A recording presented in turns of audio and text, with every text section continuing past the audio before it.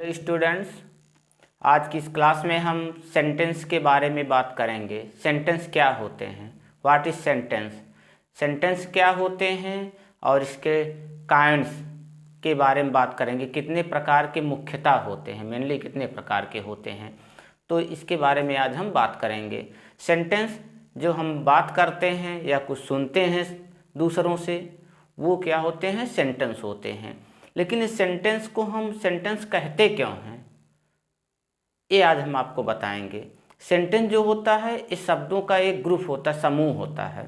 जैसे कहा जाता है कि वहाँ स्कूल जाता है, ये तो आप बोलते एक सेंटेंस हो गया। लेकिन अगर इसको हम ऐसे बोलें, है जाता वह स्कूल, तो ये गलत होगा। इसको, इन शब्दों को हम एक ऑर्डर में करते हैं।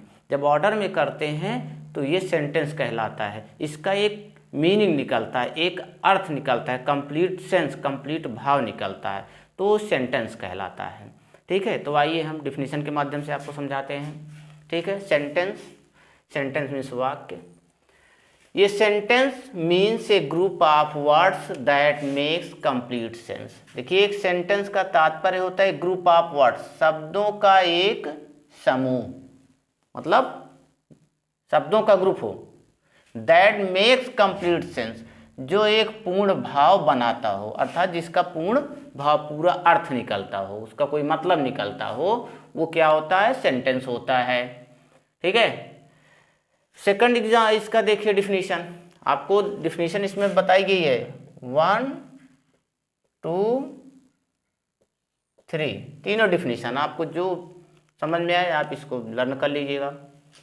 ए group of words usually containing a verb that express a thought in the form of a statement, question, instruction और एक्सक्लेमेशन। देखिए, शब्दों का एक समूह, ग्रुप ऑफ सेंटेंस। देखिए, group of sentence, group of sentence, शब्दों का समूह हो। आमतौर से उसमें क्या हो, एक वर्ब भी होता है जो ये एक्सप्रेस करता है, बताता है, विचारों को बताता है स्टेटमेंट के रूप में। थॉट को किसमें बताता है, कि स्टेटमेंट के रूप में, क्वेश्चन के रूप में, इंस्ट्रक्शंस के रूप में या एक्सक्लेमेशन के रूप में जो हमें बताता है, वो क्या होता है, सेंटेंस होता है। और फिर देखिए third definition, a group of words, यहां भी देखिए a group of words which make complete sense is called sentence. मतलब शब्दों का एक समूह जिसमें एक पूर्ण भाव निकलता हो, पूर्ण भाव होता हो, उसे सेंटेंस कहते हैं। और ध्यान रखिएगा, it has a full stop, A question marks and exclamation marks.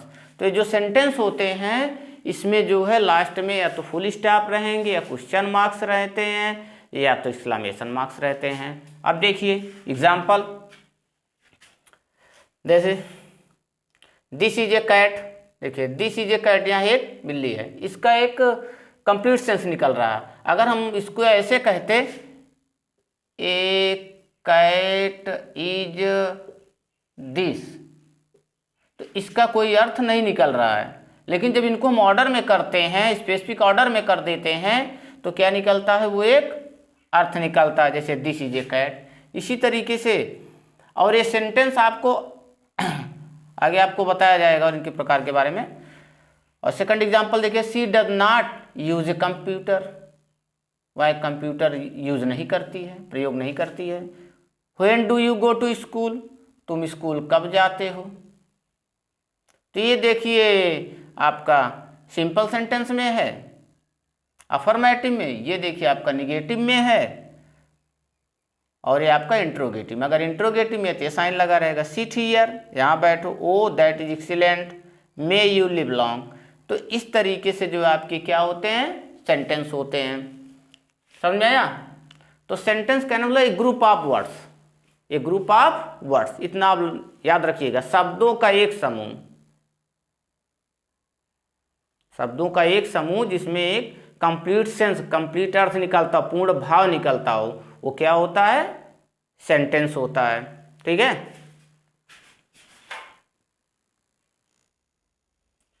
तो अब सेंटेंस कितने प्रकार के होते हैं, काइंड्स ऑफ सेंटेंस, इनके बारे में बात करते हैं। काइंड्स ऑफ सेंटेंस, जिसको आप टाइप्स ऑफ सेंटेंस भी बोल सकते हैं। यहाँ पर आपको 5 सेंटेंसेस जो मेन होते हैं, मुख्यतः जो होते हैं 5 सेंटेंस, उन्हीं के बारे में बताया जा रहा है।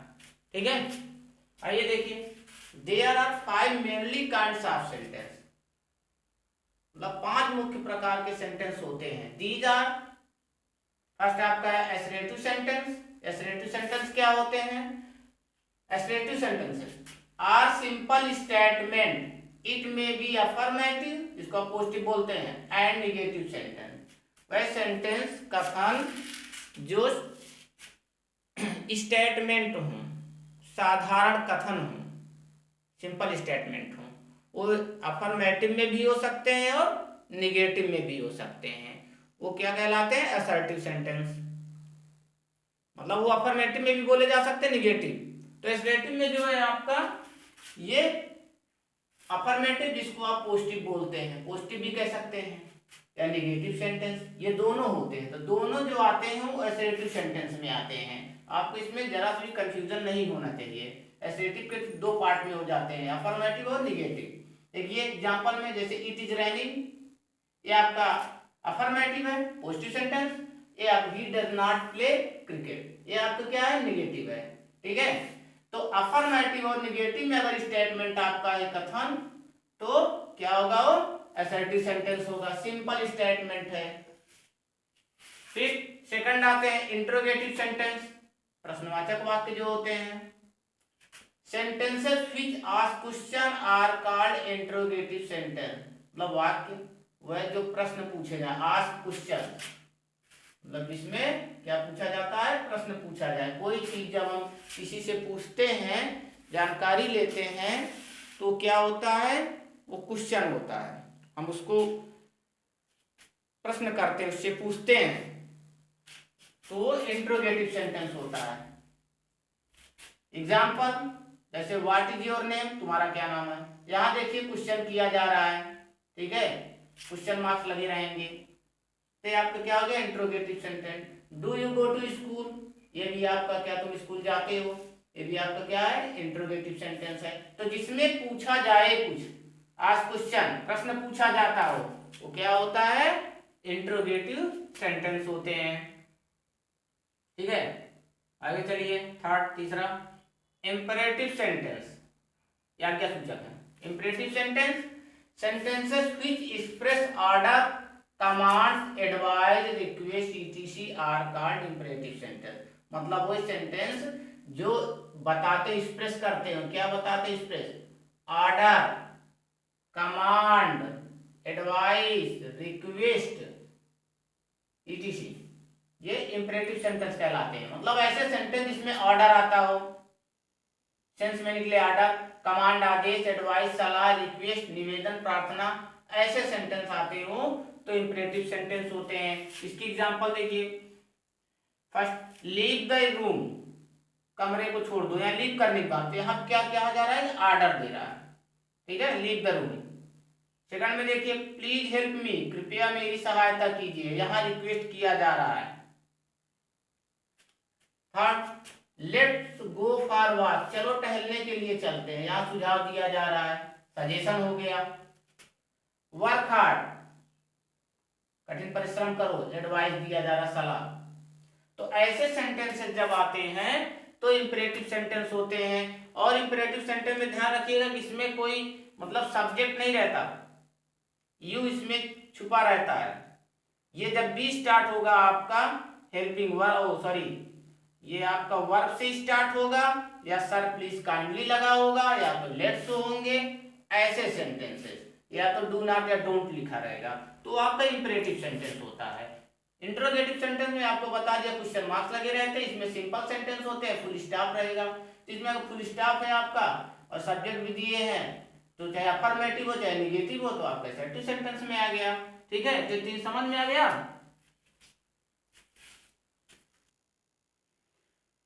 अब fourth, exclamatory sentence. Exclamatory sentence क्या होते हैं?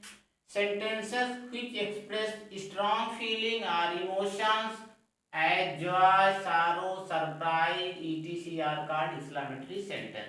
मतलब वह सेंटेंस जिसमें स्ट्रॉन्ग फीलिंग आती है, मतलब हमारे हृदय की जो फीलिंग होती है, सुख दुख आश्चर्य, ये सरप्राइज जिसको कहने आ सकते हैं, ये चीजें जो हमारी फीलिंग होती हैं वो इस सेंटेंस में व्यक्त किए जाते हैं, तो उसे हम एक्सक्लेमेटरी सेंटेंस कहते हैं।